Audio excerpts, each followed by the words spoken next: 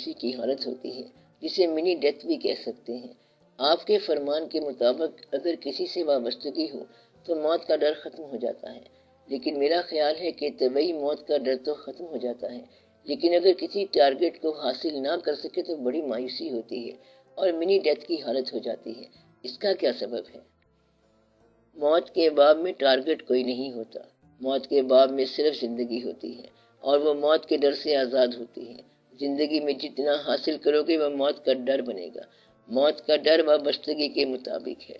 آپ اگر کسی سے وابستہ ہو جاؤ اور اس کے برعکس چیزوں سے بھی وابستہ ہو جاؤ، یعنی یہ کہو کہ میں خدا سے وابستہ ہو گیا ہوں لیکن دنیا کے واقعات کی بھی بڑی ضرورت ہے، تو موت کا ڈر ضرور رہے گا۔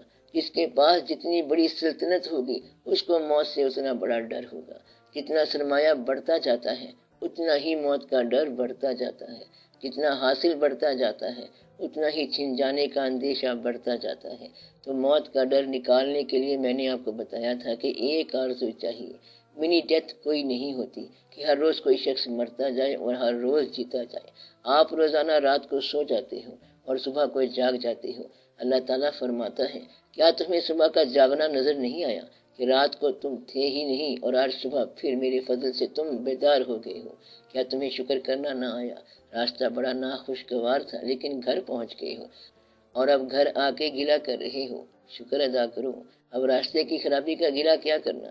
اس لیے جو ہوا اس کی فکر نہ کرو اور جو نہیں ہوا اس کا شکر ادا کرو۔ اس طرح مایوسی یا موت کوئی شے نہیں رہتی۔ موت برحق ہے لیکن آپ گھبراؤ نہیں۔ موت کا خوف ایک وہمہ ہے۔ موت اپنے وقت سے نہ ایک منٹ پہلے آ سکتی ہے اور نہ ایک منٹ بعد۔ تو موت کا ڈر ایک وہمہ ہے، کیونکہ جب تک آپ زندہ ہیں موت نے نہیں آنا، اور جب اس نے آنا ہے تو آپ نے ہونا نہیں ہے۔ اس لیے ڈر کس بات کا؟ کیونکہ جب تک آپ ہیں وہ آپ کے گھر نہیں آ سکتی، اور جب نہیں ہوں گے تو ڈر کس بات کا؟ عام طور پر جب حالات سے مایوسی ہو جاتی ہے تو موت سے ڈر لگتا ہے۔ مایوسی لالچ کا نام ہے۔ اگر لوبھ نکل جائے تو مایوسی نہیں آتی۔ لالچ، لوبھ اور ایمبیشنز کا نام مایوسی ہے۔ آپ نے ایک پہاڑ حاصل کیا، اس کے اوپر ایک اور پہاڑ رکھنا، پھر تیسرا پہاڑ، چوتھا پہاڑ رکھتے ہی سب کچھ دھڑام سے نیچے گرے گا۔ اس بات سے آپ ڈر جاتے ہیں، ورنہ تو خوف کوئی نہیں ہے۔ آرزویں تھوڑی کم کر دو، یعنی کم سے کم آرزویں رکھو تو موت کا ڈر نہیں ہوگا۔ آرزو کا نام ہی ڈر ہے اور آرزو چھن جانے کا ڈر ہوتا ہے۔ لالچ نکل جائے تو موت سے ڈر نکل جائے گا۔ موت کا وقت مقرر ہے، لیکن آج کل سائنٹیفک ایڈوانسز سے پوری دنیا میں ایوریج لائف جو ہے وہ انکریز کر گئی ہے۔ اللہ تعالیٰ نے کیا موت کے لیے وقت مقرر کر دیا ہے؟ اللہ پاک نے موت کے اوقات پہلے ہی مقرر کیے ہوئے ہیں۔ آج سے پہلے جب سائنس اتنی ایڈوانس نہیں تھی تو عمر 800 سال ہوتی تھی اور 900 سال ہوتی تھی۔ ابھی تو آپ اوپر کی طرف جانے کی تیاری کر رہی ہیں۔ اگر ہمارے جانے کے بعد 200 سال عمر ہو بھی گئی تو ہمارے کس کام کی؟ اگر وہ چیز زندہ نہ رہی جس کے لیے آپ زندہ تھے اور آپ زندہ رہ گئی تو پھر کیا زندگی ہے؟ سائنس جو ہے وہ اللہ تعالیٰ کے خلاف کسی شے کا نام نہیں ہے۔ سائنس اور اللہ کی بڑی صلح ہے، لیکن مسلمان اور سائنس کی صلح نہیں ہو رہی۔ یہ ہونی چاہیے۔ اللہ تعالیٰ لائف ایوریج کو سائنس کے بغیر بھی زیادہ کر سکتا ہے۔ سائنس کے بغیر بھی اس نے لمبی عمریں دی ہوئی ہیں۔ 900 سال ایوریج ہوتی تھی، 800 سال ہوتی تھی، 500 سال ہوتی تھی۔ میں موت کے ضمن میں ایک بات اور پوچھنا چاہتا ہوں کہ موت تو آنی ہے اور آ جائے گی، لیکن اصل جو ڈر ہے موت کے بعد کا ہے کہ موت کے بعد کیا حال ہوگا۔ یہ جو بات ہے کہ موت تو آنی ہے اور آ جائے گی، اصل میں یہ ہر آدمی کے لیے الگ سوال ہے اور اس کا الگ جواب ہے۔ موت یہ نہیں ہے کہ سانس ختم ہو جائے، موت یہ ہے کہ انسان لوگوں کی نگاہ سے گر جائے۔ لوگوں کے معیار الگ الگ ہوتے ہیں۔ یہ حقیقت کی بات ہے کہ موت آپ کی اپنی موت نہیں ہے، بلکہ آپ کی اپنی پسندیدہ چیز کی موت ہے۔ اگر یہ پتہ چل جائے کہ محبوب مرنے کے بعد مل جائے گا تو بے شمار لوگ موت کو قبول کر لیں۔ اگر موت سے محبوب کی جدائی ہوتی ہے تو پھر وہ کہتے ہیں کہ موت کا ڈر ہے۔ اگر کسی کو یہ پتہ چل جائے کہ یہ جو حاصل نہیں ہو رہا وہ مرنے سے حاصل ہو جائے گا تو بے شمار لوگ مرنے کے لیے تیار ہو جائیں گے۔ بے شمار لوگ ایسی خواہش رکھتے ہیں۔ آپ مرنے سے پہلے کو یاد رکھو، کیونکہ مرنے کے بعد کا نہ کوئی آپ کو بتائے گا اور نہ کوئی اس کا ثبوت ہے۔ مرنے کے بعد کے جو خوفناک مناظر ہوں گے ان سے بڑا ڈر لگتا ہے۔ میں نے یہ بات آپ کے لیے آسان کر دی تھی کہ مرنے کے بعد کچھ خوفناک نہیں ہے اگر توبہ کر لیں، کیونکہ توبہ کرنے والا مرنے والا جو ہے وہ عافیت میں ہے۔ توبہ کی بات آپ کو بتائی تھی کہ اپنے اللہ سے رجوع رکھنا کہ مجھ سے غلطی ہو گئی ہے۔ جب آپ کے مستقبل کا خیال ماضی کی زد میں آئے تو یہ توبہ کا وقت ہے، یعنی جب ماضی کا خیال مستقبل کی فلائٹ پر اثر انداز ہونے لگ جائے تو یہ وقت توبہ کا ہے۔ مثلاً آپ نے ایک عمدہ پلان بنایا ہے اور بہت شاندار اسکیم بنائی، اور اگر اس پلان یا اسکیم پر کام نہ کریں تو یہ توبہ والی بات ہوگی۔ یہ خیال آپ کو مستقبل کا منصوبہ نہیں بنانے دیتا۔ اگر آپ نے ایک نئی شادی کے لیے منصوبہ بنایا تو پرانی شادی اس کی اجازت نہیں دیتی ہے۔ یہاں توبہ کرو کیونکہ غلطی ہے، اور آپ نے کوئی نیا منصوبہ بنایا اور پچھلے منصوبے جو ہیں وہ اس کو نہیں چلنے دیتے تو آپ اللہ والے بن گئے اور پیر بننے کے اہل ہیں۔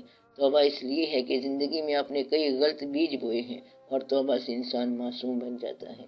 اگر ماضی میں کوئی ایسا عمل سرزد ہوا ہے جس کے نتائج مستقبل کو نقصان پہنچاتے ہیں تو ایسے مستقبل کے اندیشے میں ماضی یاد آتا ہے۔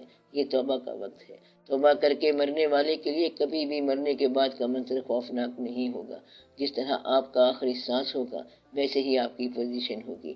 انسان جس خیال میں مرے گا اسی میں اٹھے گا، جس کیفیت میں مرے گا اسی کیفیت میں اٹھے گا، اور جو چیز پڑھتے ہوئے مرے گا وہی پڑھتے ہوئے اٹھے گا۔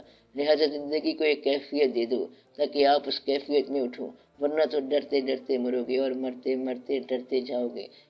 انسان جب اٹھے گا تو پوچھا جائے گا کہ تم کتنا عرصہ مرے رہے ہو، جیسے اصحاب کہف سے پوچھا گیا تھا تو انہوں نے کہا کہ 1 دن یا 2 دن۔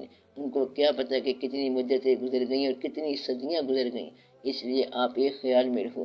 اس لیے سب سے اچھی چیز یہ ہے کہ کلمہ پڑھا جائے، اور ہر روز کئی دفعہ پڑھتے رہنا چاہیے۔ ایک دفعہ کلمہ پڑھا جائے تو مرنے کا منظر موت کے بعد آسان ہو جائے گا۔ کلمہ مل کے بھی پڑھنا چاہیے، لہذا سب مل کے پڑھو۔ بسم اللہ الرحمن الرحیم، لا الہ الا اللہ محمد الرسول اللہ صلی اللہ علیہ وآلہ وسلم۔ اگر ایک گھر میں رہنے والے 20 آدمی کلمہ پڑھیں تو 20 دفعہ کلمہ ہو گیا۔ اس لیے دعا کرنے والے آدمی 20,000 ہو جائیں تو دعا 20,000 ہو سکتی ہے۔ اس لیے آپ کے گھروں کے اندر جہاں مختلف قسم کی آوازیں آتی ہیں وہاں اچھی آوازیں بھی آ جانی چاہیے۔ کلمے کا اچھا اثر پڑے گا، اس کا اچھا اثر پڑتا ہے۔ آنے والے لوگوں کے لیے دعا کرو اور مرنے والے لوگوں کے لیے دعا کرو۔ جو آج یہاں آنا چاہتے تھے اور نہ آ سکے ان کے لیے بھی دعا کرو، اور اہل خانہ کے لیے بھی دعا کرو، بلکہ سب کے لیے دعا کرو، سب کو آسانی ہو اور مقصد حیات دریافت ہو جائے۔ ہاں، ایک بات کا خیال رکھنا کہ مقصد حیات جس بیچارے کی استعداد نہیں ہے خدا کے لیے اسے معاف کر دو۔ اس کو کوئی مقصد حیات نہ دینا۔ جس میں استعداد نہیں ہے اسے کوئی مقصد حیات نہ دو، بلکہ اسے کہو کہ اپنا وقت آسانی سے گزارے اور محنت کرتا جائے، اندیشہ نہ کرے، سب مل جائے گا اور پھر وقت پورا ہو جائے گا۔ مجھے وہم ہے کہ مجھ میں استعداد ہے، لیکن میں عملی طور پہ یہ دیکھتا ہوں کہ مجھے کوئی چیز حاصل نہیں ہو رہی۔ اگر استعداد حاصل میں نہیں بدلتی تو کیسے پتہ چلے گا کہ استعداد تھی؟ استعداد اور حاصل میں بڑا فرق ہے۔ استعداد اور چیز ہے، حاصل اور چیز ہے۔ بے شمار لوگوں کی استعداد جو ہے وہ فوری طور پہ ظاہر نہیں ہوتی ہے، کیونکہ سبزیاں جلدی اگاتی ہیں اور ہیرے جواہرات دیر سے بنتے ہیں۔ استعداد کا فوری اظہار ضروری نہیں ہے۔ استعداد اپنے آپ کے ساتھ ٹروت ہے، اس کے ظاہر ہونے کی کوئی بات نہیں ہے، کیونکہ استعداد کے ظاہر ہونے کا وقت ہوتا ہے۔ ایسے لوگ بھی آئے جو 50 سال بعد ظاہر ہوئے ہیں، ایسے واقعات ہوئے ہیں جو بہت دیر میں جا کر ظاہر ہوئے ہیں۔ عرض یہ ہے کہ اگر ایک آدمی جو معاشرے میں جی رہا ہے وہ دیکھتا ہے کہ مجھ میں تعلیم ہے، سوچ ہے، میں تجزیہ کر سکتا ہوں، میری کہی ہوئی بات دوسروں سے بہتر ہے، وہ اس وہم میں مبتلا ہو جاتا ہے کہ میرے ذمے اس معاشرے کی طرف سے ایک قرض ہے، میں نے اس میں ایک اچھائی کی خاطر تبدیلی کرنی ہے۔ تو ایسے شخص کو کیا کرنا چاہیے؟ نہیں، یہ غلط ہے، ہم اس کو مانتے ہی نہیں۔ اچھائی کی خاطر تبدیلی کرنے والا ہمیشہ اچھائی کے مواقع تلاش کرتا رہتا ہے۔ آپ کے پاس اگر کوئی بہت بڑا منصوبہ نہیں ہے تو معاشرے میں اتنا سارا کام کر لو کہ کسی ایک کو چھوٹی سی آسودگی دے دو، سمجھ لو آپ کا کام ہو گیا۔ معاشرے میں بہت بڑی تبدیلی کرنی ہے تو پھر معذرت خواہی کے ساتھ نہ کرو کہ میں بہت بڑا انقلاب لا سکتا ہوں اور زمین کو ہلا سکتا ہوں، مگر مجھے لیور نہیں مل رہا کہ جس سے میں زمین کو ہلاؤں۔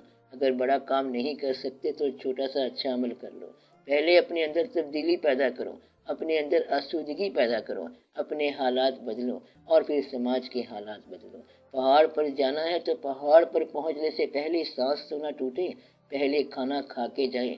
اگر وہ شخص کھانا بھی پہاڑ سے لینا چاہتا ہے تو یہ غلط ہے۔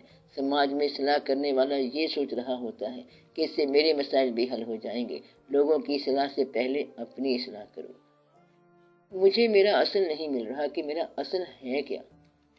آپ کا اصل ایسے نہیں ہے کہ چاند سے مل جائے۔ اصل سب سے پہلے یہ ہے کہ آپ پہلے اللہ تعالیٰ کے احکام کو اپنی زندگی میں رائج کرو، اپنے حالات پہ راضی رہنے کی توفیق پیدا کرو، اپنے رزق کے اندر رہنے کی کوشش کرو، استعداد کو بروئے کار لانے کے لیے کام کرو، تب آپ کی استعداد بروئے کار آئے گی۔ گھبرانے والی کوئی بات نہیں ہے، یہ آج کے دن نہیں تو کل کے دن ہوگا۔ استعداد کی خواہش میں سفر جو ہے یہ بھی کامیابی کا سفر ہے۔ آپ کو مایوس نہیں ہونا چاہیے، انسان کو اس کا اصل مل سکتا ہے۔ عبادت کر، عبادت نال گل بن جاندی ہے، کسے دی اج بندی ہے تے کسے دی کل بن جاندی ہے۔